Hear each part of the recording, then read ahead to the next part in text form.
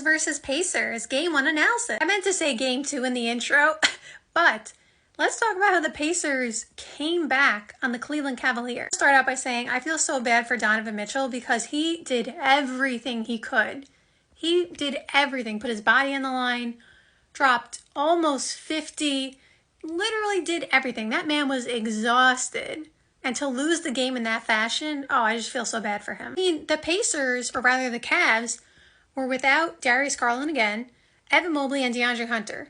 There was no reason the Pacers should have been down 20 points to them anyway. But credit to Cleveland, they came out aggressive, hungry, and wanted to win. And they did everything that they, should have done to win. It was just, man, the end of the game was tough. Tyrese Haliburton does it again. Game winner. That man, he's taken that overrated comment seriously. One of the biggest plays of the game was the Aaron Nesmith. Honestly, Aaron Nesmith the entire last couple minutes of the game. But like the putback dunk on the missed free throw.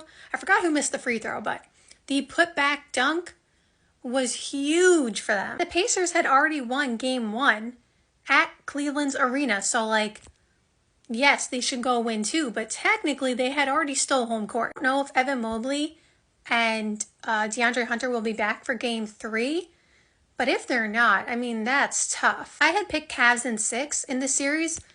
Well, one, obviously Evan Mobley and DeAndre Hunter got hurt in the last game, unfortunately, so I can't predict that.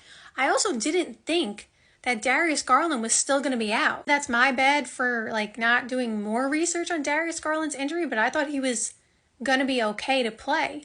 And so once I saw that he was out game 1, I was like, oh, my prediction is a little iffy. I had said I could see this series going 7 though, and if it went 7, I was like, it might be the Pacers then, because we know the Pacers have been there, done that, so they know how to close out. But now with going up 2-0, I don't know if it's going 7. Tyrese Haliburton, like we just discussed, was clutch when they needed him. I want to shout out Max Strus because he was big time in this game, hitting a ton of big shots.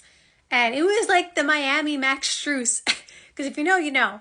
He was big time on that team, with Jimmy Butler. Like I said, Donovan Mitchell did everything he could to win this game. It was so close. I just really feel bad for him. The Pacers, however, are showing everybody they are legit. This team loves to play fast, loves to run up and down the court. This team just loves to score. There were times in this game where they got stagnant, and that's also what led to them, going down so much, is like they just got away from what they do on offense. Siakam's a good one-on-one player, but like their whole offense is not ISO this, ISO that. And when they were doing that, that was when they were getting bad shots or they were getting their shots contested and blocked. I also think their defensive intensity picked up way more in the second half, because in the first half, I don't know.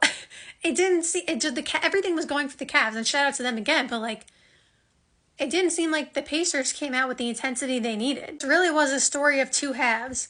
In the first half, it was all Cavs, and even in the second half, like, even though it wasn't all Cavs, they still were making the big plays. Like every time the Pacers would cut into the lead, they would at least answer it somewhat. Even if the lead was a bit smaller, they would still make sure, like, no, we're here, right? Like, we're not going to lose. But then as time went on and we're getting closer and closer to the end of the game, it was just like mistakes were happening. The lead was getting smaller and smaller, and the Pacers had all the momentum. And the Pacers could tell that the Cavs were getting tired, that they were gaining momentum. They started to play their style of play, and they were just putting plays together and making winning plays. And like I said, Aaron Nesmith made some hustle plays. Obviously, Tyrese Haliburton with the game winner. They just all came together in the fourth quarter and said, no, we got this.